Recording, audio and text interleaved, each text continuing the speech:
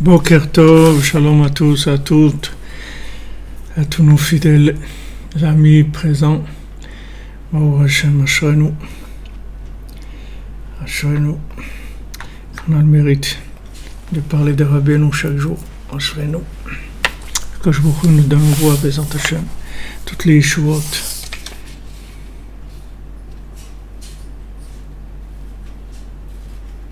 Ah, très bien. Pour la musique, on s'en occupera, Bezant Hashem. Alors, le shiur, on fait la refoua shlema de Meir Ben Marcel Mazal, Bezant Hashem. C'est un monsieur qu'ils ont découvert qu'il a la maladie, et c'est un père de famille, il a un petit enfant, le plus jeune, il a 3 ans. Bezant Hashem, qu'Hashem envoie refoua shlema à tous les malades, particulièrement Meir Ben Marcel Mazal. Rav Israël Yitzhak Ben Fortuné, Laura Elias Chava Batraya Daniel, Laurent Sultana Badrachel, David Ben Mesouda Cohen. Voilà, Bezrat Hashem,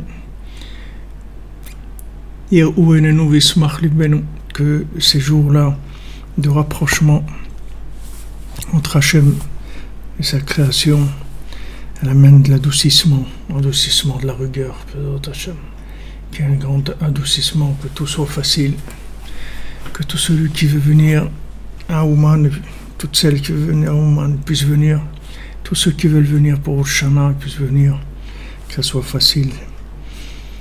Et que voilà, comme Rabbeinu il a promis que toutes les réparations se feraient avec son Rosh Hashanah. Alors on espère qu'on verra la réparation totale de tout Bezrat Hashem cette année.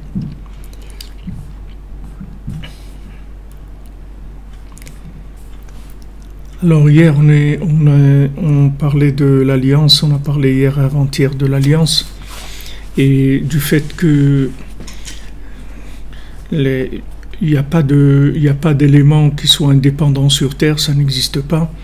Tout est lié, mais pour ça il faut ouvrir son cœur, il faut enlever le prépuce qu'il y a sur le cœur pour pouvoir se rendre compte de ça, c'est-à-dire se rendre compte en fait que là il y a un lien et qu'en fait quand j'accepte la différence, parce que en général les gens qui ont abîmé l'alliance, ce sont des gens qui n'acceptent pas du tout la différence. Ça donne du chauvinisme, ça donne de l'égoïsme à un niveau très très fort. Parce que du moment où quelqu'un il pense que les individus sont indépendants, il n'a aucune idée de ce qu'il aurait pu devenir s'il ouvrait son cœur un petit peu aux autres et qui respectait un petit peu les autres, qu'il les aidait un petit peu et qu'il ouvrait sa vie pour pouvoir accepter l'autre avec ses différences. En fait, la différence de l'autre, elle est là pour nous enrichir. C'est la base même d'un foyer, c'est la base du corps et de l'âme. C'est comme si quelqu'un il découvre que son corps, en fait, il le dérange spirituellement, donc il va faire tout ce qu'il peut pour détruire son corps, pour son corps le laisse tranquille. Alors qu'en fait, son corps, il est là pour l'aider, c'est tout. Il est pas là du tout pour l'embêter, parce que s'il a plus de corps, l'âme, elle peut plus agir, elle n'a plus rien à faire ici. Sans corps, l'âme, elle remonte en haut, dans l'état où elle est venue, des fois avec des problèmes de débit.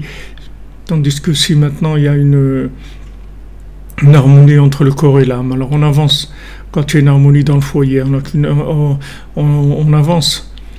L'épouse, elle est différente du mari, c'est pas pour embêter l'un ni pour embêter l'autre, c'est pour enrichir l'un, pour enrichir l'autre. C'est pour amener à l'autre ce qu'il n'a pas.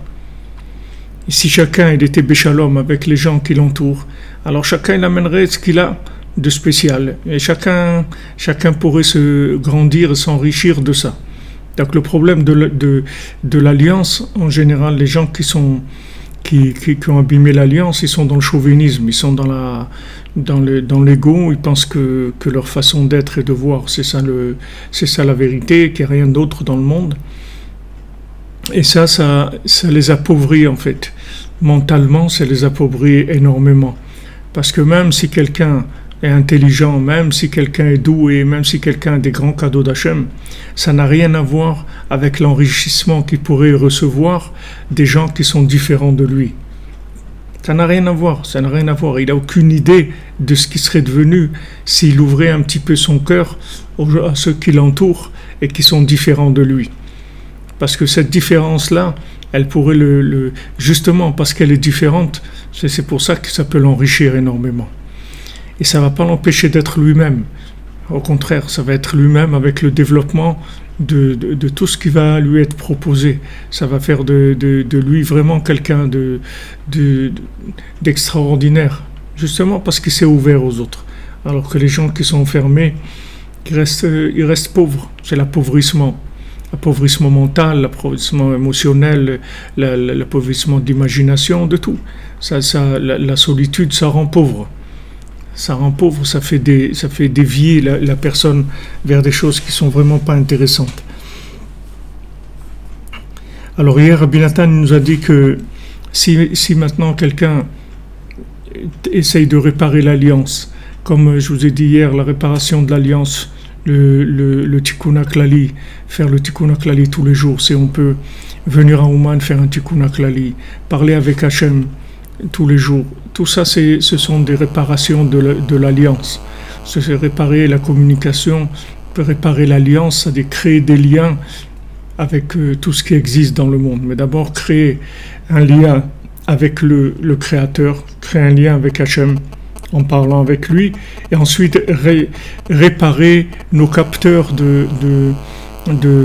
d'alliance, c'est-à-dire nos capteurs pour pouvoir créer des liens avec des individus. Il faut réparer les capteurs.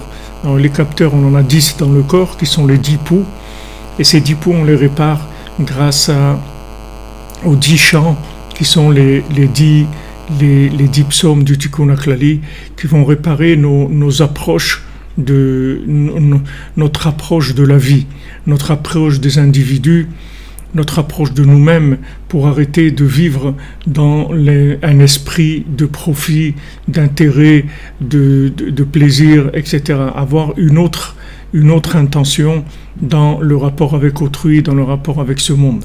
Chercher un autre niveau d'intention, un niveau d'enrichissement. Mais pour ça, il faut réparer les capteurs, parce que les capteurs qu'on a, ils ont été éduqués au profit, à capter, à sentir là où il y a du profit, là où il y a du plaisir, là où il y a un intérêt quelconque. Mais le jour où les capteurs ils vont se réparer et ils vont capter où est-ce qu'on peut s'investir pour donner, alors là, la personne va vivre dans une autre dimension complètement une autre dimension. Complètement autre chose. Le jour où les capteurs ils sont orientés vers flairer les endroits où je peux donner quelque chose, alors là ça va être une autre dimension de vie, complètement une autre forme de vie. Et c'est à ça que Rabbi Nachman veut nous amener. Donc la réparation générale, c'est la réparation des capteurs pour pouvoir capter les façons de gérer l'alliance par rapport à tout ce qui nous entoure. Et de parler avec Dieu, ça crée le lien avec notre Créateur, de manière à ce qu'il puisse s'investir dans notre vie, c'est-à-dire nous aider à nous diriger dans ce monde, de manière à ce que ça ne soit pas tellement difficile et tellement trompeur qu'on arrive à trouver la vérité. Alors Rabbi Nathan nous a dit hier que par la vérité, il pourra savoir que même là où il se trouve, même dans l'endroit le plus caché, dans l'endroit le plus loin du monde, dans lequel il s'est éloigné, là-bas aussi, il y a la providence divine. La providence divine, elle se trouve là-bas. Dans cet endroit-là, il y a une présence divine effective. Pourquoi? Parce que Akadosh Baruch Hu donne la vitalité à tout. Il n'y a rien qui vit dans ce monde ou qui existe si ce n'est par la vitalité d'Hachem. Seulement, il ne peut pas voir la présence divine. Pourquoi? Parce qu'il a les yeux et le cœur bouchés. Le fait qu'il a abîmé l'alliance, alors comme il n'a pas créé un lien, qui est un lien véritable, un lien de vérité, pas un lien de profit, pas un lien de consommation, de plaisir, un lien d'enrichissement de vérité. Si il crée un lien d'enrichissement de vérité avec ce qui l'entoure, il verrait tout de suite la présence d'Hachem dans tout, parce qu'Hachem est présent partout. Quand il rencontre quelqu'un, il ne faut pas qu'il rencontre quelqu'un pour voir comment profiter de lui, ou il ait peur que cette personne-là, elle profite de lui, qu'il y ait des rapports de méfiance ou des rapports de vouloir dominer l'autre ou profiter de lui. Que le rapport avec l'autre, ça soit un rapport d'échange pour s'enrichir chacun par rapport à ce qu'on a connu. C'est-à-dire chacun il est passé là où il est passé dans les autres, dans des vies antérieures et dans cette vie aussi. Et il a glané des éléments, et ces éléments-là, ils sont très enrichissants, ces éléments de vérité, ils sont très enrichissants pour tout le monde. Mais comme on dit, chacun reçoit de l'autre, chacun il vient, il amène ce qu'il a trouvé, et on échange. Et avec cet échange-là, on s'enrichit énormément. Si on était tout seul dans notre coin, on serait complètement rabougri, complètement tout petit. Qu'est-ce qu'on peut être tout seul? Rien du tout. Rav Scherter, un Rav de Breslev, raconte, il dit qu'avant les scribes à Jérusalem, ils avaient des secrets, comment ils faisaient l'encre, comment ils faisaient les plumes, etc.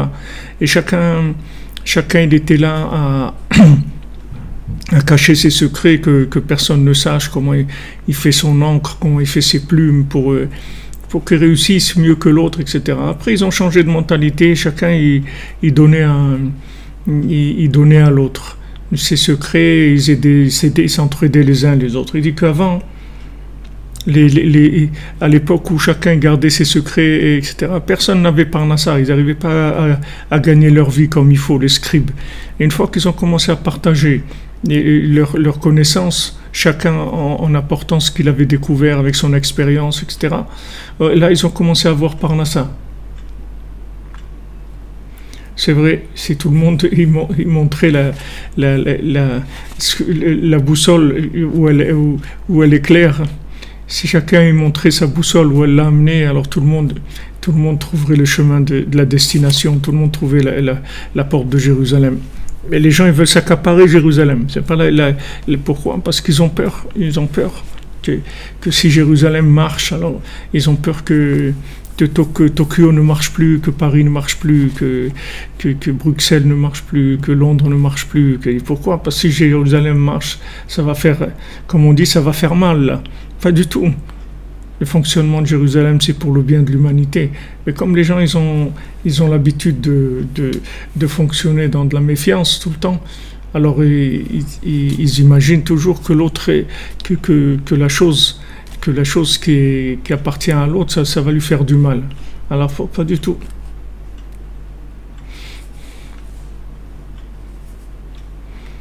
Exactement. Exactement. Le profit marche dans les deux sens, comme vous dites. Le profit marche dans les deux sens. On marche dans les deux sens. Le savoir-faire et le faire savoir. Exactement. On a trouvé quelque chose. Vous avez trouvé quelque chose. La meilleure manière d'en profiter, c'est de le faire connaître aux autres. Si vous voulez vraiment profiter de ce que vous avez découvert, c'est d'en faire profiter aux autres. Quand vous faites profiter aux autres, alors c'est là où vous allez tirer le meilleur intérêt de ce que vous avez. Comme l'investissement, c'est-à-dire si vous avez le bon investissement, alors ça va vous rapporter plus que ce que vous gardez chez vous. Si vous gardez quelque chose à la maison, au bout d'un moment, ça va perdre sa valeur, ça ne vaudra plus rien.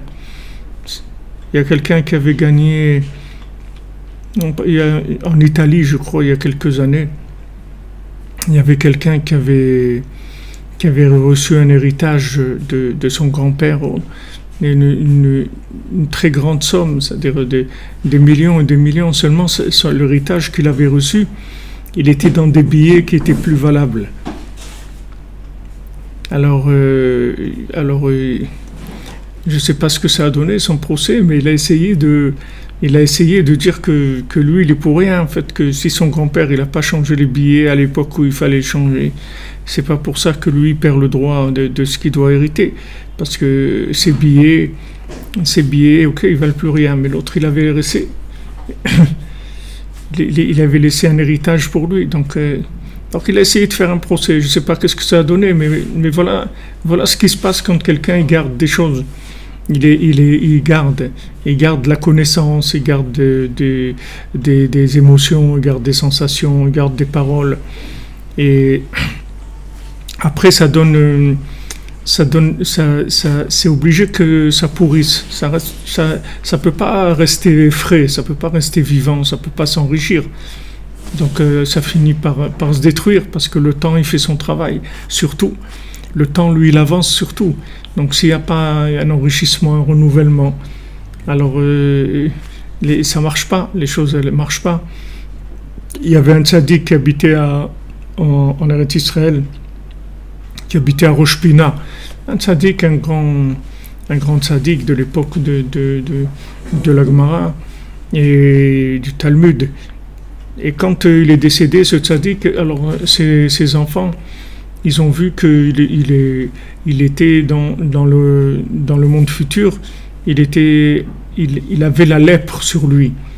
Alors Alors ses enfants, ils ont demandé, ses enfants aussi c'était des tzadikim, ils ont demandé dans le ciel, ils ont demandé dans le tribunal céleste, ils ont dit pourquoi notre père il a la lèpre. Normalement la lèpre ça vient pour des gens qui ont fait du lachon hara, des gens qui ont parlé du mal de l'autre.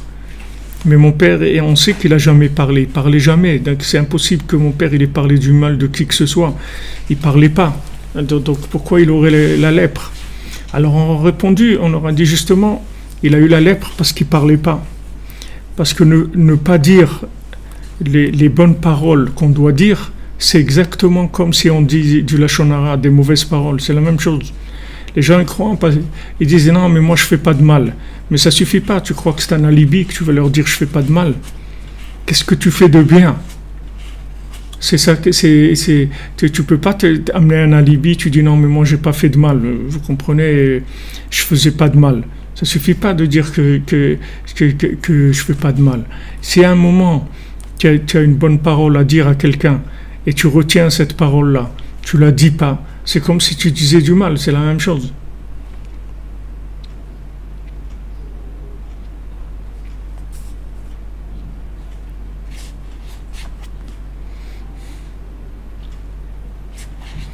Exactement, le temps ça donne la sclérose, le temps. Qu'est-ce qu'on voit avec le temps? Et regarde les trucs là qui sont dans les pierres là, les petites bêtes, les animaux qui sont restés dans les pierres là. C'est ça. Avec ça, ils mesurent le temps. Ils mesurent le temps par les choses qui sont restées figées dans la pierre. C'est comme ça qu'ils mesurent le temps. Parce que le temps, c'est quelque chose qui fait de la sclérose, qui bloque complètement l'individu. Alors que l'échange, c'est ce qui nous permet de sortir du temps dans lequel on est. Alors quand la personne elle est seule, elle a coupé l'alliance, en fait, qu'est-ce qui se passe? Elle n'arrive pas à se renouveler parce qu'elle n'arrive pas à voir Hachem dans son endroit. Elle n'a pas la vue, elle n'a pas les yeux ouverts. Rabbi Nathan dit, le principe général, c'est que la chose la plus importante, c'est la vérité.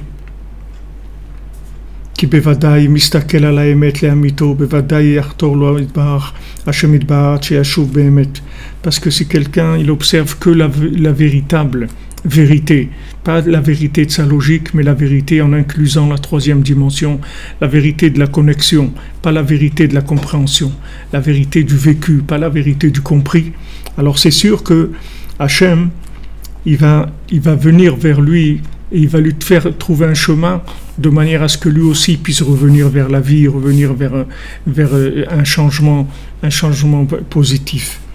Qui a falpiken maïe besofo. Parce que malgré, avec tout ce qu'on veut, c'est quelqu'un avec toute sa logique, tout ce qu'il a compris, tout, qu'est-ce qui va se passer en fin de compte avec lui? Il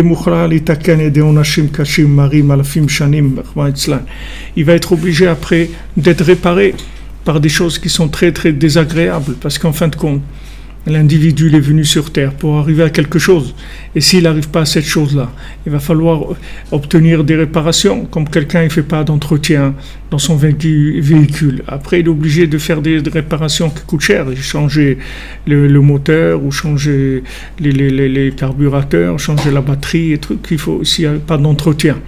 S'il n'y a pas d'entretien, alors les choses après elles deviennent beaucoup plus difficiles. Alors, Tovlo chez Yashuv Miyad, c'est mieux qu'il arrange tout de suite, qu'il revienne vers Hachem tout de suite, qu'il parle avec Hachem tout de suite, qu'il commence tout de suite à se prendre en main, parce qu'en fin de compte, il doit arriver à là où Hachem lui a demandé d'arriver.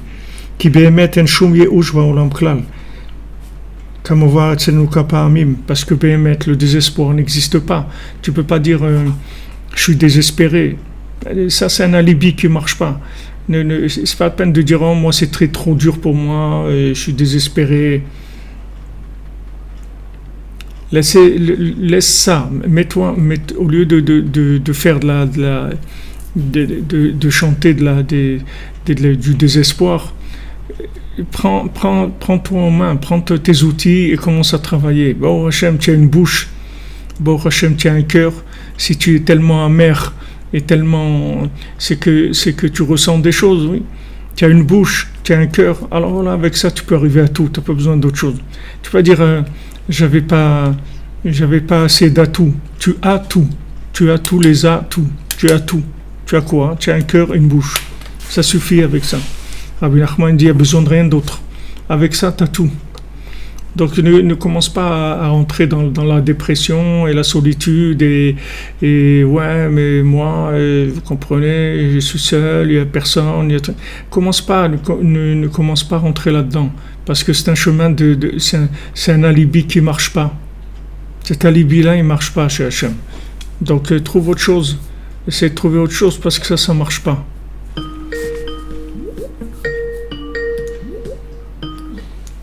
C'est de trouver autre chose, parce que ça marche pas. Donc c'est dommage de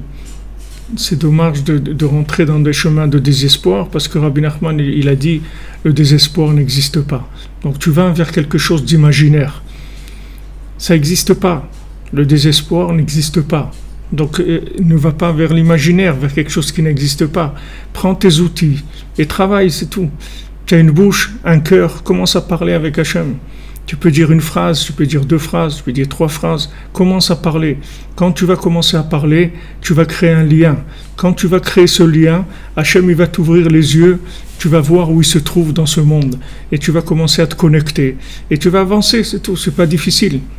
C'est vraiment pas difficile. Mais ne rentre pas dans le désespoir, parce que c'est vraiment dommage. C'est vraiment dommage, parce que l'addition, elle ne va pas changer.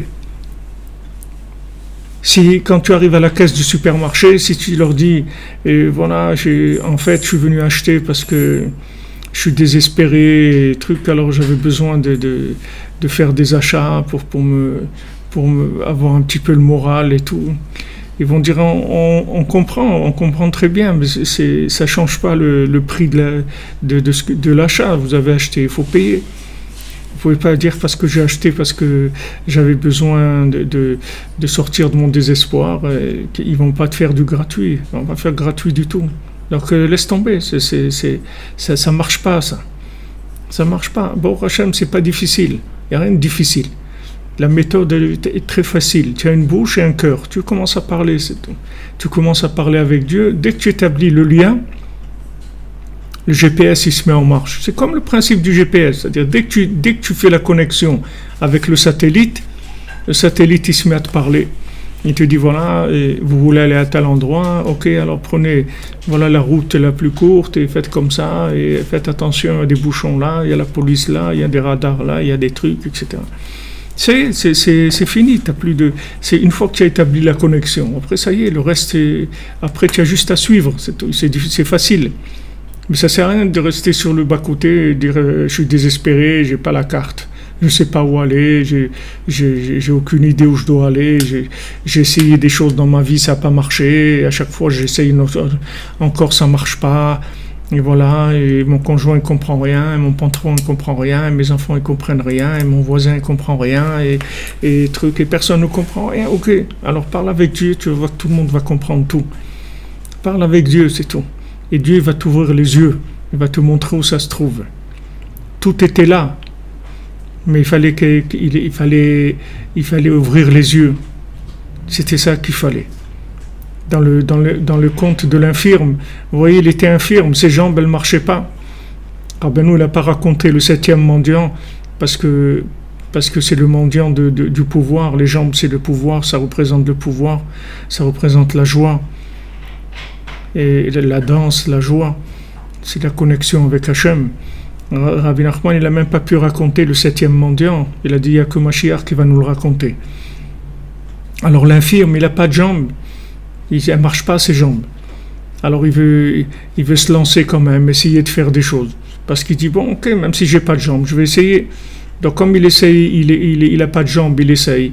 Alors ça ne marche pas, parce qu'il n'a pas la bonne vision des choses.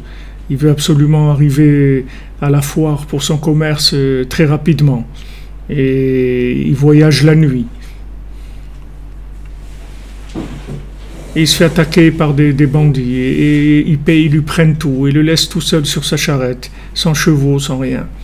Ok, alors il dit, voilà, maintenant qu'est-ce que je vais faire? Il a mangé le peu de pain qui lui restait. Alors il se jette par terre, il commence à manger de l'herbe. Après il lui manque, il a plus d'herbe, alors il avance encore. Et il cherche, jusqu'à que un jour il trouve une herbe, et sous cette herbe-là il y a un diamant. Et ce diamant-là, il va l'amener dans des endroits extraordinaires. Mais avant, il fallu qu'il passe par là. Il a rampé, il est passé par des moments extrêmement difficiles. Mais il ne s'est pas découragé. Il serait découragé, il serait mort tout simplement. Il était au fin fond de la forêt. Qu'est-ce qu'elle allait venir le chercher? De bêtes sauvages qui allaient le manger. Vous savez, on est entouré de bêtes sauvages. Ils attendent que les gens désespérés pour les dévorer. Ils viennent, ils vont vous proposer des petits salaires, des petites choses, et pour vous manger votre vie, c'est tout, pour vous vendre esclaves. Parce qu'ils sont que à la recherche de ça, de gens désespérés, des gens qui n'ont pas confiance en eux. Ils adorent ça, la société, elle adore ça. Elle entretient ça. Ça l'intéresse. Ça l'intéresse énormément. Les gens qui sont tristes, les gens qui sont dépressifs et tout, ça intéresse énormément la société. Elle fabrique ça. Parce que ça crée des esclaves, c'est tout. C'est la définition de l'esclave. C'est quelqu'un qui était désespéré. Alors il se vend à n'importe quoi. Il se vend à n'importe quoi. D'ailleurs, c'est la différence qu'il y a entre le fils du roi et le fils de la servante. Vous voyez, à un moment, les deux se rencontrent et le fils de la servante, qui a pris la place de roi, donc qui n'était pas un roi du tout. Ce qui définit son attitude par rapport au vrai fils de roi, c'est que dès qu'il y a une épreuve, il se vend. Il se vend parce qu'il est désespéré. Il est désespéré. Donc, comme il est désespéré, il se vend à bas prix. Alors que si maintenant il connaissait sa valeur, alors il ne se vendrait pas. Il développerait ce qu'il a en lui, il échangerait avec les autres, comme tous ceux qui font du commerce, et il gagnerait très bien, parce qu'il est aussi bien que les autres. Hachem, il a créé toutes les créatures qui ont une possibilité d'avancer jusqu'à l'infini. Il n'y a personne qui est bloqué dans sa façon d'être. Seulement dans la tête, les gens ils sont bloqués. Et le système, il essaye de bloquer les gens.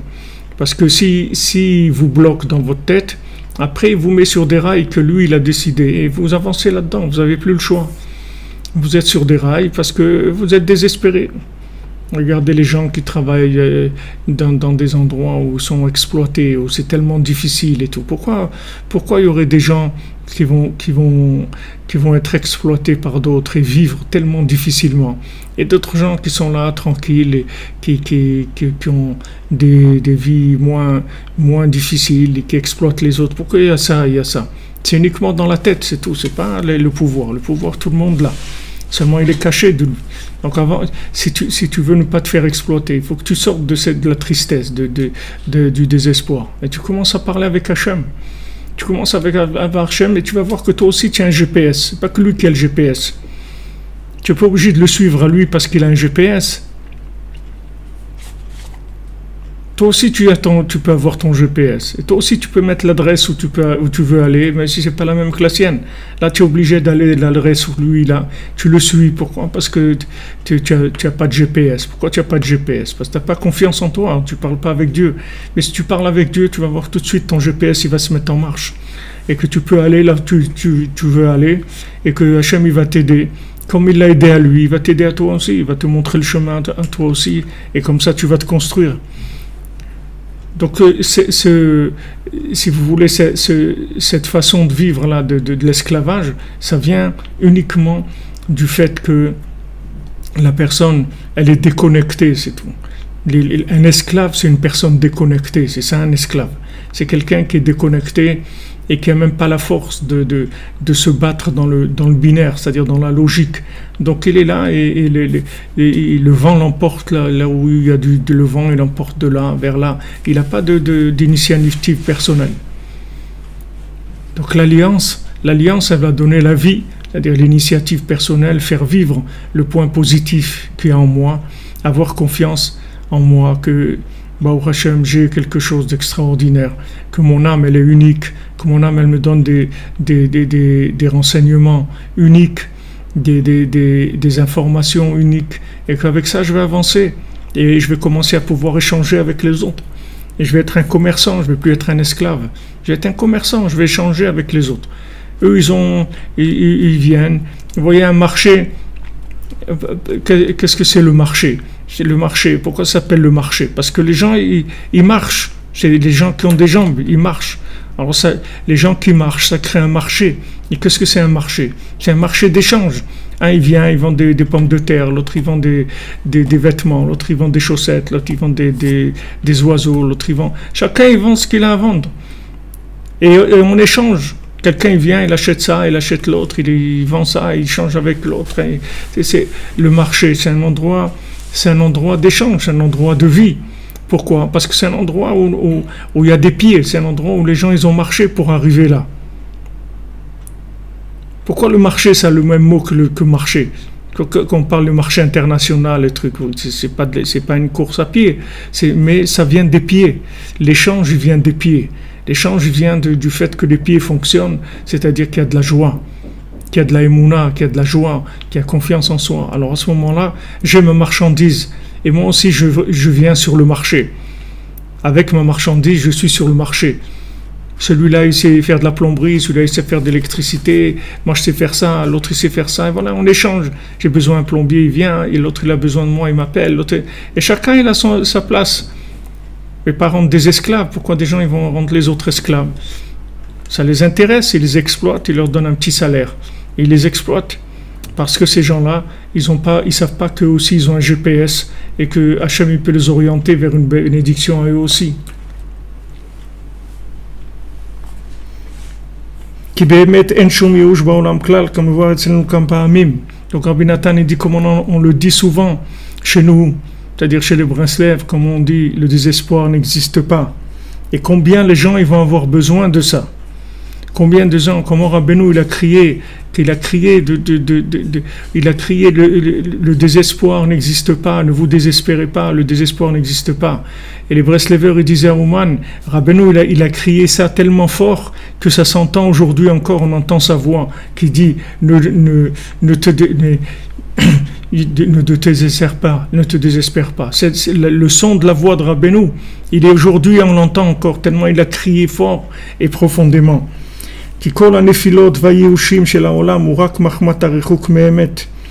Parce que toutes les chutes et tous les yushim, tous les désespoirs du monde, en fait, ils sont uniquement parce que la personne, elle s'est éloignée de la vérité. Qu'il se trompe, il se roule lui-même en disant ouais, de toute façon à quoi ça sert, moi je pourrais pas à quoi je vais arriver. Il y avait à Ouman, il y avait un Breslever qui était un homme fort, un homme physiquement fort, grand, beau, et à l'époque quand il prenait les gens à l'armée rouge, quand il prenait les gens, alors ils prenaient les jeunes comme ça, et il fallait que tout le monde rentre à l'armée. Il y avait 20 millions de soldats qui partent tous, qui meurent, ça dérangeait personne. 20 millions, une armée de 20 millions de gens qui mouraient les uns après les autres. Bon, le gouvernement, ça ne le dérangeait pas du tout. Alors ils prenaient les jeunes. Mais à Ouman, les gens qui s'occupaient de ça, ils laissaient les Breslev tranquilles en général. Parce que ils voyaient que ce n'est pas des gens qui sont tellement valables pour qu'ils rentrent à l'armée et tout ça. C'est pas... En tout cas, ils les laissaient tranquilles. Mais il y avait un Breslever, il était vraiment... c'était un homme on voyait que c'était quelqu'un de capable, de fort, etc. Alors ils voulaient le prendre et lui, il se cachait. Il se cachait à la choule Breslev, ils sont venus le chercher et il allait au Tsioun, il pleurait là-bas, il pleurait, tellement il pleurait. Et il demandait à Rav Levi Yitzhak, il raconte, il lui demandait, Rav Levi Yitzhak lui disait, ça sert à rien que tu me racontes à moi, moi je peux rien faire, la seule chose que je peux te dire, va au Tsioun, c'est là-bas, pleure chez Rabbeinu, là-bas tu auras tout. Et c'est ce qu'il faisait, il allait au Tsioun, c'était quelqu'un qui pleurait beaucoup, il pleurait, après il s'est sauvé de Ouman, il a été dans une autre ville, il a été à Kremenchuk, là-bas aussi il le cherchait, partout, jusqu'à ce que les communistes ils sont montés au pouvoir et que ça s'est terminé, cette période-là. Alors quand ça s'est terminé, alors tout le temps il disait avant, quand il se sauvait comme ça, il disait, qu'est-ce que je vais devenir? Qu'est-ce que je vais devenir? Est-ce que j'aurai une vie normale un jour? Est-ce que je serai un père de famille un jour? J'aurai quelque chose? Il faisait que fuir tout le temps, on le cherchait. Alors, quand c'est passé, Vorachem, après, il s'est marié, il a eu des enfants, et des petits-enfants, il est monté en Eretz Israël, il a eu une vie extraordinaire. Mais il s'est battu, il s'est pas laissé faire, il s'est battu, il s'est pas désespéré, il a pas dit, bon, perdu pour... Non, il a fait tout ce qu'il a pu. Et surtout, il a pleuré, il a demandé à Hachem par le srout de Tzadik, il a fait ce qu'il pouvait faire, c'est-à-dire ouvrir sa bouche et demander de l'aide. Et voilà, il a été sauvé. Donc voilà, tous les Yihushim, tous les désespoirs qui sont présentés, c'est que le Yetzer Hara qui présente ça à la personne, comme quoi elle ne va pas arriver, elle n'est pas capable, etc. Mais sachez que c'est pas vrai, tout ça c'est pour faire tomber la personne, pour la rendre esclave des désirs de ce monde et des plaisirs de ce monde, c'est pour l'enfermer dans des choses et l'exploiter au maximum. Mais c'est pas vrai, on est tous capables, on est tous libres, capables, on a tous quelque chose de positif, exactement, l'ignorance de soi, ça fait de nous des bêtes, des animaux, maman, des gens idiots, des gens qui se laissent tirer par le bout du nez. Il faut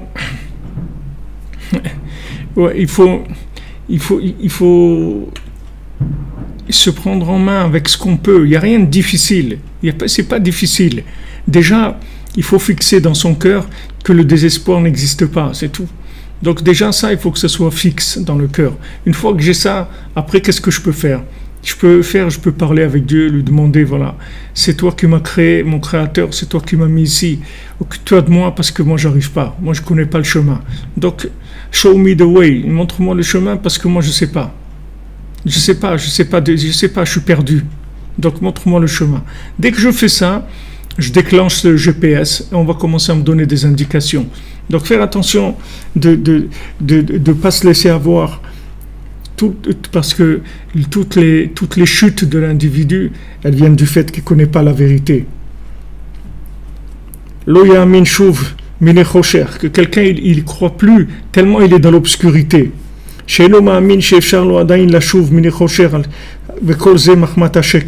Il a plus confiance qu'il peut s'en sortir. Tout ça c'est à cause du mensonge. Tellement il s'est fait embobiner que maintenant il ne croit plus qu'il peut s'en sortir. כי הוא מבקש לעצמו עלילה לפתור עצמו מעבודת השם יתברך, כמו שפרש רש"י על פסוק ויהי העם כמתאוננים. Parce que en fait il cherche un alibi pour sortir. C'est devenu tellement à ses yeux, ça a l'air tellement impossible qu'il cherche un alibi pour s'en sortir, pour dire qu'il ne peut pas. Comme il explique Rashi sur le pasouk, sur le verset Vaïa Am Kemitononim, le peuple il se plaignait. Qu'est-ce qu'il dit Rashi? Mais Vakshim Alila Ech Lifroch Minamakom. Il cherche des excuses pour se séparer d'Hachem. Il cherche des excuses et tout, se dit ouais, à cause de ça, à cause de l'autre, à cause de celui-là, c'est à cause de l'autre que je peux pas, la situation est trop dure. Tout ça, c'est le mensonge qui l'a amené à ça. Le mensonge, ça a amené au désespoir et il trouve des excuses pourquoi il va pas arriver.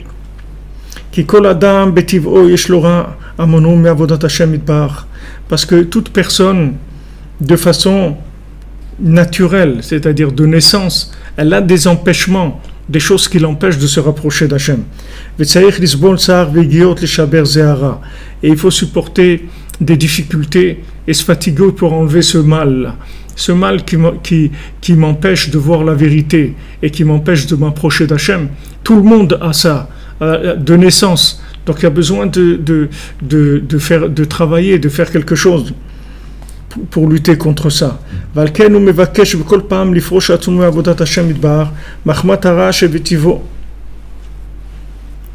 Et c'est pour ça qu'à chaque fois il a tendance à vouloir s'éloigner, parce qu'il y a du mal en lui, et comme ce mal, il voit qu'il a du mal à s'en débarrasser.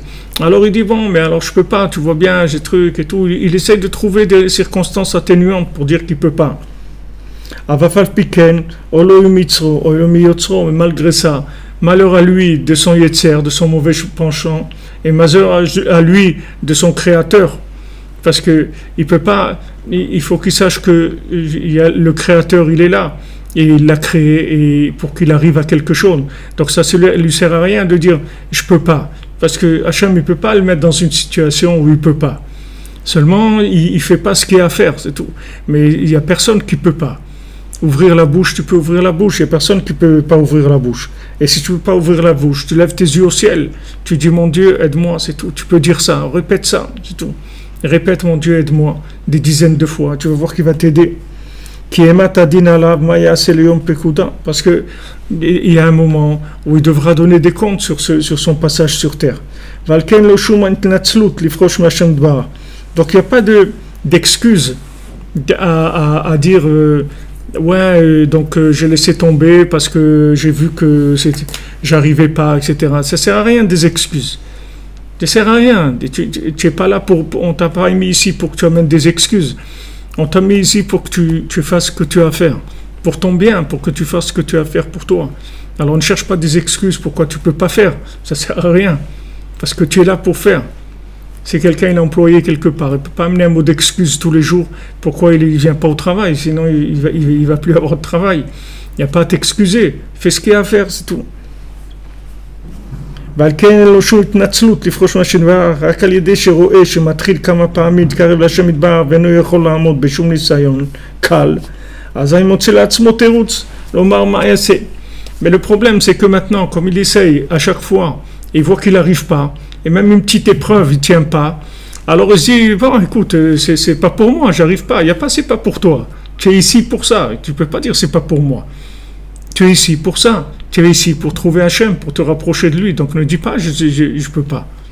Fais ce qu'il y a à faire.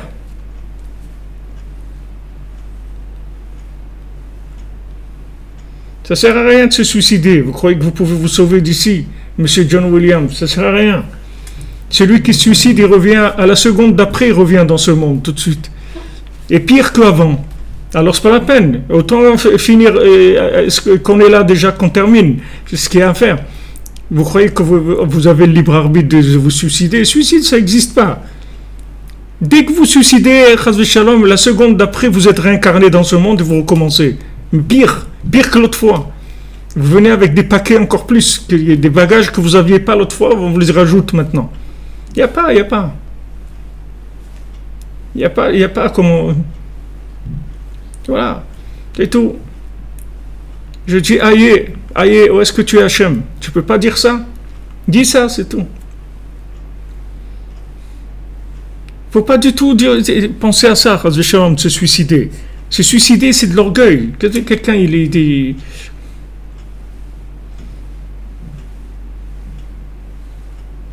Qu'est-ce que ça veut dire? Quelqu'un, il n'a pas le droit. C'est pas lui qui décide ça, de vivre ou pas. C'est pas lui qui s'est créé lui-même. Si quelqu'un s'était créé lui-même, il a le droit de se détruire aussi. Mais c'est pas créé, on l'a mis ici pour quelque chose. Qui cherche ce qu'il a à faire, qui commence à se mettre au travail, c'est tout. Qu'est-ce qu'il a de se suicider? Alors, comme la personne, elle a essayé plusieurs fois et ça marche pas, alors elle croit que ça y est, elle laisse tomber. Mais ça sert à rien de laisser tomber. Ah, il faut avancer. Il faut avancer. Il faut se prendre en main. Il faut fixer un moment tous les jours, commencer à parler avec Dieu. Commencez à parler avec Dieu tous les jours. Vous allez voir, vous allez réparer tout avec ça. Vous allez arranger toute votre vie avec ça. Parce que dès que vous commencez à créer le lien avec Dieu, il s'occupe de vous. Il demande que ça.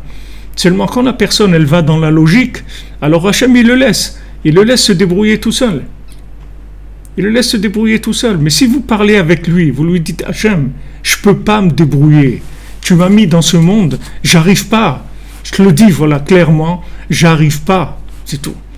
Tu veux que je sois comme ça, ou comme ça, ou comme ça. J'arrive pas. Je te le dis, voilà, j'arrive pas. Mais c'est tout ce que vous avez à faire. Vous n'avez rien d'autre à faire. Quand vous dites ça, le GPS, il s'allume. C'est-à-dire qu'on commence à s'occuper de vous. Et Hachem, il veut que ça. Hachem, il demande que ça. Que s'occuper de vous, de chacun d'entre nous. Hachem, il nous a créés pour s'occuper de nous, pour nous diriger, pour nous montrer les bons choix à faire, etc. Hachem, il nous a pas mis dans un monde pour qu'on se perde, pour qu'on se détruise. Hachem, il nous a mis dans un monde parce qu'il nous aime et il veut qu'on réussisse. Seulement, si on a envie de se débrouiller tout seul, alors on va se débrouiller tout seul. C'est tout. Et si on n'arrive pas, alors on va se décourager. On essaye encore une fois et on voit que ça ne marche pas. Mais regarde la méthode que tu utilises, c'est elle qui a un problème. C'est la méthode que tu utilises qui est problématique. Sors de la logique et commence à créer une dépendance totale avec Hachem. Commence à créer une dépendance dans la parole, que tu t'engages à parler avec lui tous les jours, à lui raconter ce qui se passe avec toi. Et quand tu vas lui raconter ce qui se passe avec toi, en fait, tu vas lui permettre d'intervenir dans ta vie. Quand vous allez chez un avocat, par exemple, vous avez un problème, ok? Vous ne souhaitez pas, mais quelqu'un a un problème, il va chez un avocat. L'avocat, il faut que vous lui racontiez ce qu'il y a, oui. Vous allez lui dire, voilà, voilà, je lui avais prêté, et ça, et je lui ai vendu, c'est l'histoire. Il faut lui raconter votre histoire. Et à ce moment-là, il prend votre dossier en charge, il va commencer à s'en occuper. Si vous voulez qu'Hachem s'occupe de votre dossier, il faut lui transférer le dossier, il faut lui raconter ce qui se passe. Parce que si vous ne lui racontez pas ce qui se passe, il ne peut pas prendre en charge votre dossier.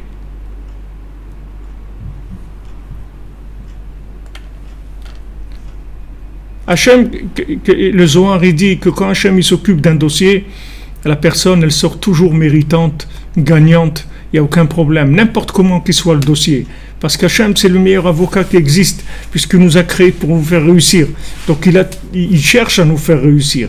Seulement, si vous ne lui donnez pas le dossier, il ne peut rien faire, parce qu'il doit respecter la justice, c'est tout. Si vous ne venez pas avec votre dossier vers lui, vous restez dans la logique, alors vous allez avoir aux éléments de la logique, qui sont les éléments naturels, qui sont des lois naturelles, qui sont les anges, que eux, et en plus, ils cherchent qu'à nous détruire. Donc, vraiment, on est mal barré si on est dans la logique. Très, très mal barré.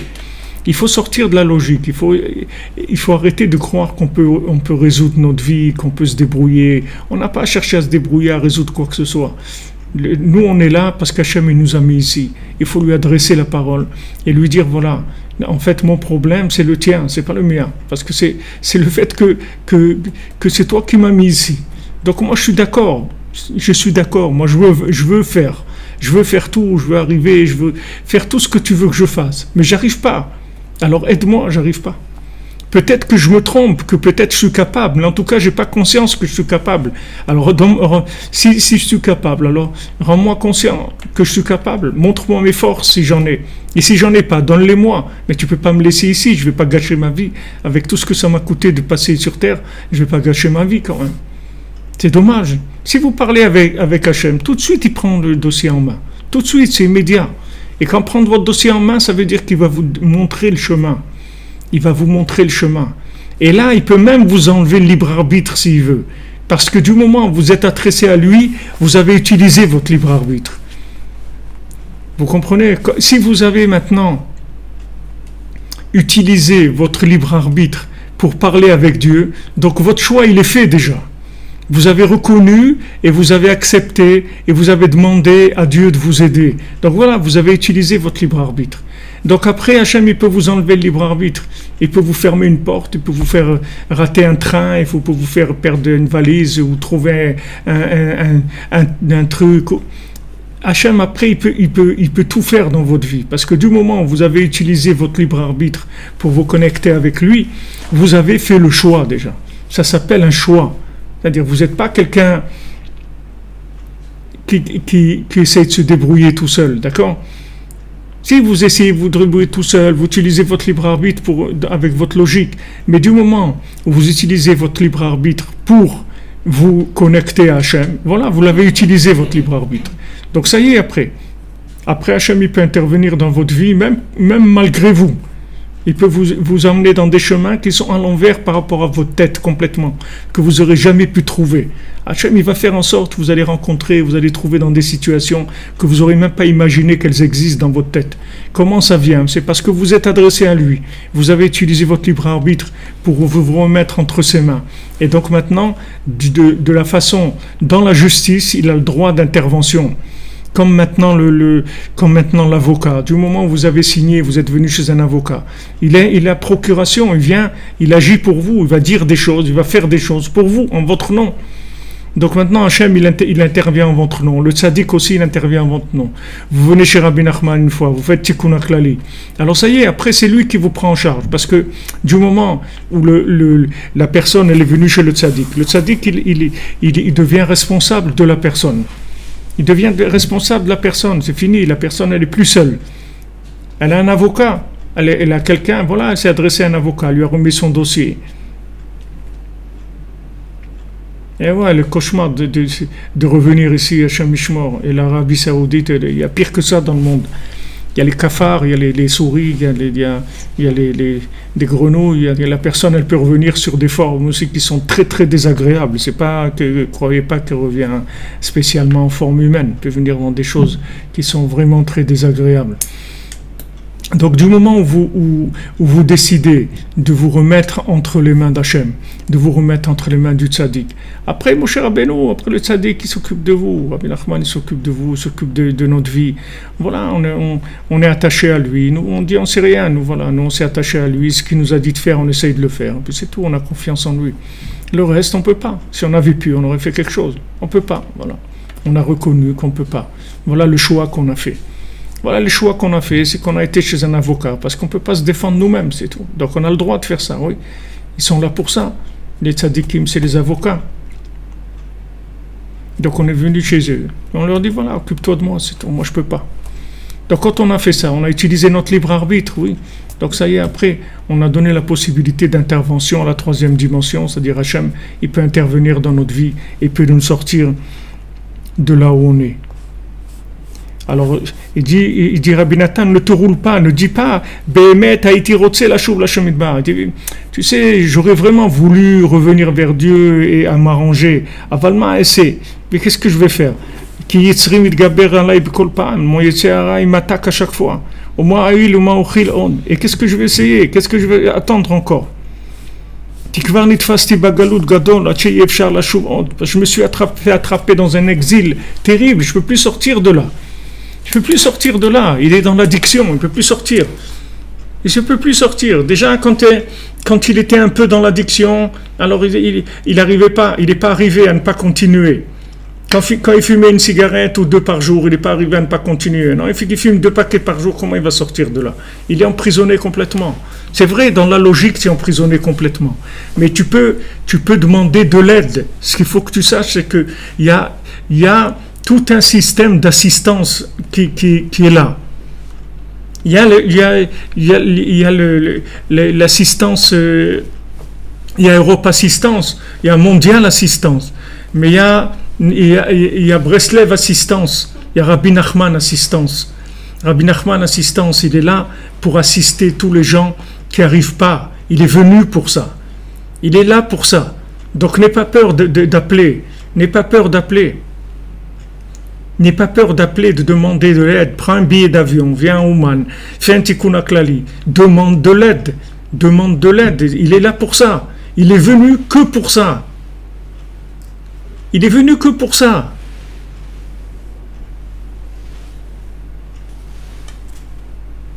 Rabbi Nachman, il a dit, moi, j'ai pas besoin d'être là. Je ne suis pas venu pour moi du tout. Je suis venu pour aider le monde, c'est tout.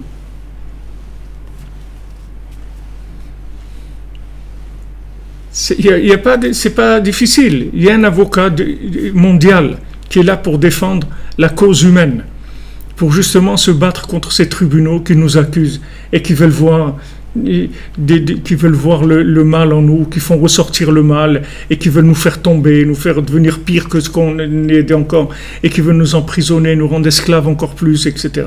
Donc lui, il est venu pour défendre cette cause-là.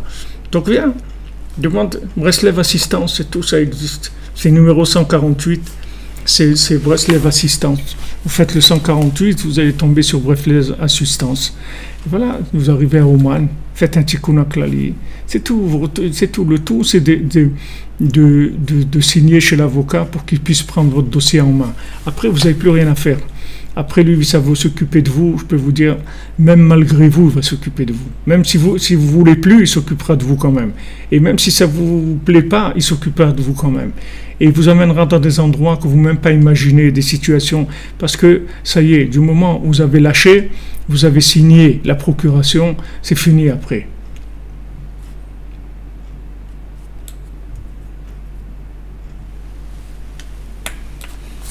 Alors il dit que maintenant tu penses que tu peux plus revenir, Chas v'Shalom, parce que tu es dans l'addiction, tu es tombé dans des choses terribles et tu n'arrives plus à t'en sortir.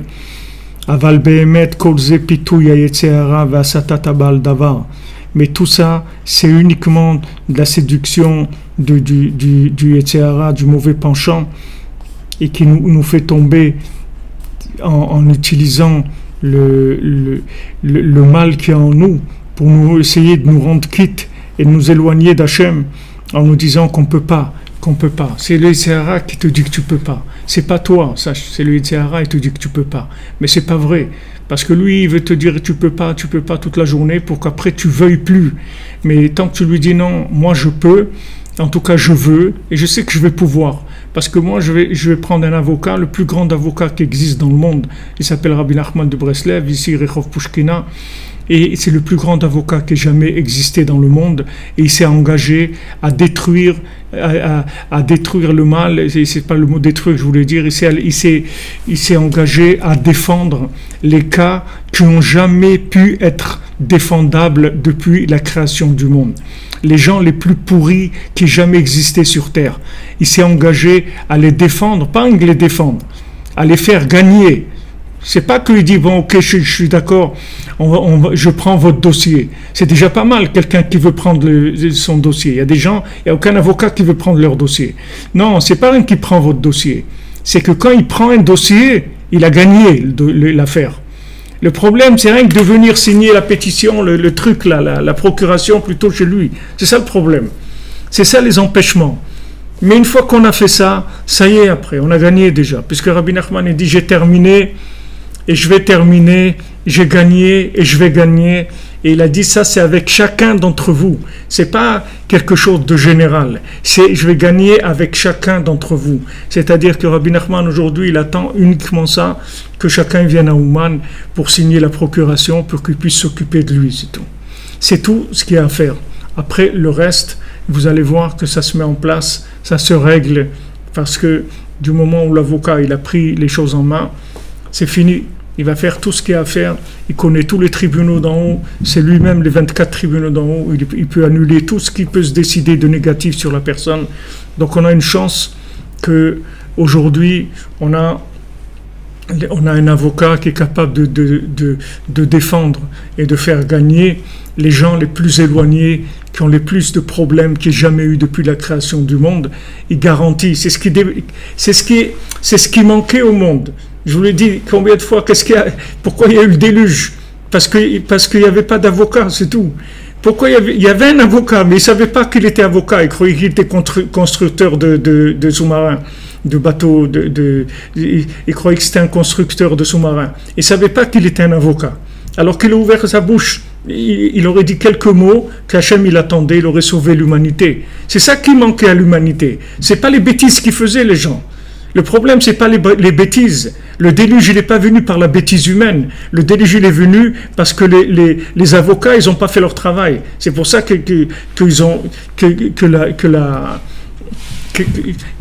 tous ces avocats qui pouvaient faire quelque chose, ils n'ont pas fait. Celui qui pouvait ouvrir sa bouche pour défendre le bien qui est en nous, il l'a pas fait. C'est ça qui nous a fait tomber. C'est pas que nous on a du mal qui est en nous de naturellement, de notre naissance même.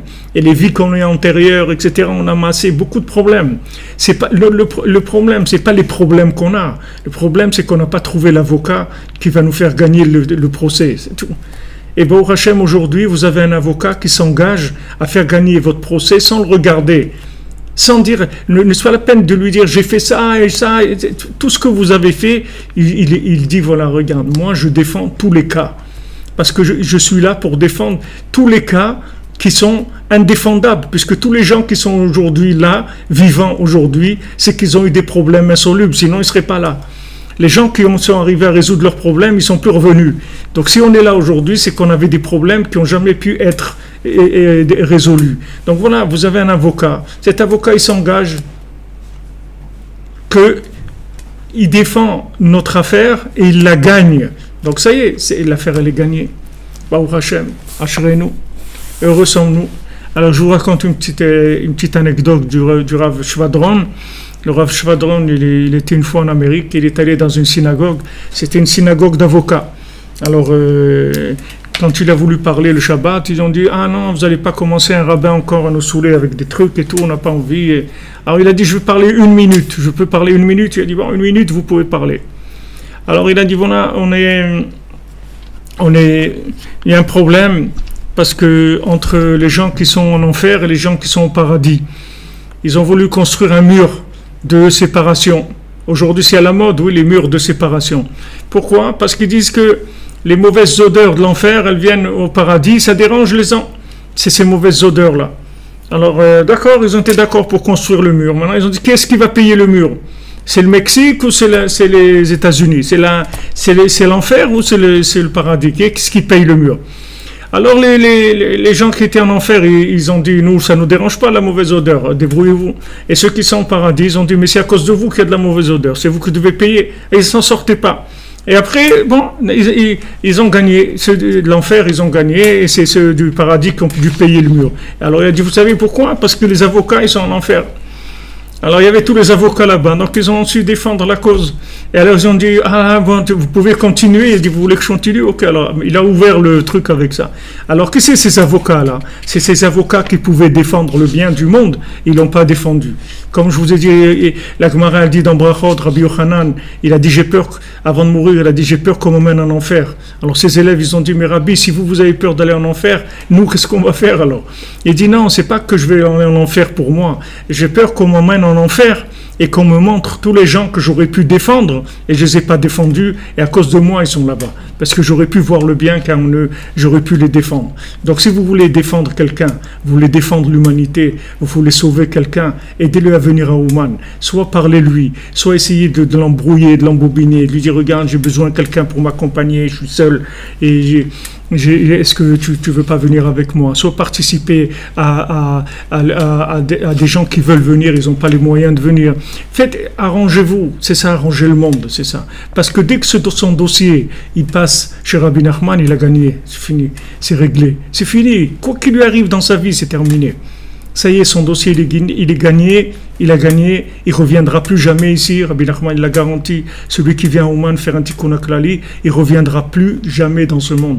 Il ne sera plus jamais réincarné, c'est fini. Donc voilà, c'est une belle affaire, ça ne coûte pas cher. Les billets sont pas chers, surtout dans l'année. Bon, Rosh Hashanah, c'est vrai que c'est un petit peu cher, mais dans l'année, c'est pas cher. Il y a des moments où on peut faire rapidement un aller-retour en un jour, 2 jours. Bon, Rosh Hashanah, il y a tout ce qu'il faut pour manger, pour dormir. C'est dommage, vous avez une garantie comme ça, il faut l'utiliser, comme on dit, faites marcher la garantie. Faites marcher la garantie. Vous avez une garantie, assurance tout risque, alors faites-le marcher. Faites marcher assurance tout risque. Rabbi Nachman, il dit, voilà, utilisez-moi, utilisez mes garanties. Du moment où vous avez signé la procuration, vous pouvez rentrer chez vous tranquillement. Alors, Bezrat Hashem, le srout qu'on a parlé de Rabbeinu, qu'on est là, Baruch Hashem, les gens qui sont là, ils sont accrochés, Baruch Hashem, on est tous, on essaye de s'accrocher à l'avocat, et surtout de diffuser au monde que le désespoir n'existe pas, parce que l'affaire, elle est tellement facile, c'est tellement facile, et c'est tellement à la portée de tout le monde. Alors, il faut diffuser, aider à diffuser. Merci pour tous ceux qui sont là et qui nous aident aussi à diffuser. Baruch Hashem, il y a de plus de monde qui viennent, plus de monde qui écoute, qui participe, qui s'engage, qui voit leur vie changer, qui sortent du désespoir et de toutes les mesquineries mentales dans lesquelles ils pouvaient être. Parce que c'est dommage, on a la clé ici de la délivrance. On a la clé, il suffit de faire des duplicata et donner aux gens, c'est tout. Il y a la clé, Baruch Hashem. Ashrenu. Alors, Be'atzlacha, une bonne journée à tous, à toutes, que des bonnes nouvelles. Qu'Hachem lui envoie toutes les délivrances. Refoua Shlema pour M. Meir Ben Marcel Mazal. Hachem qu'on n'ait que des bonnes nouvelles.